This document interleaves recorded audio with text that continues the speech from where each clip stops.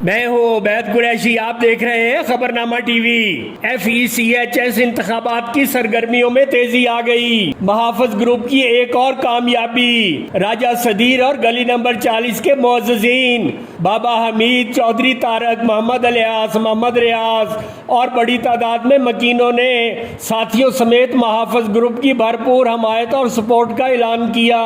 इस मौके पर उम्मीदवार बराए सदर कर्नल रिटायर्ड नजरुल इस्लाम, मारूफ शख्सियत खान मीर खान, चौधरी वहीद, रजवान खान, चौधरी मंसूर पखड़ाल भी मौजूद थे। रजीक अख्तर भट्टी, मलक नवीद आसिफ, मलक हफीज, मलक हबीबुर रहमान, गुलफराज मुगल, उमर सदीकी, उस्मान, राजा अजहर और सियासी समाजी शख्सियत इलाका माहिदीन ने भी भरपूर हमायत का ऐलान किया।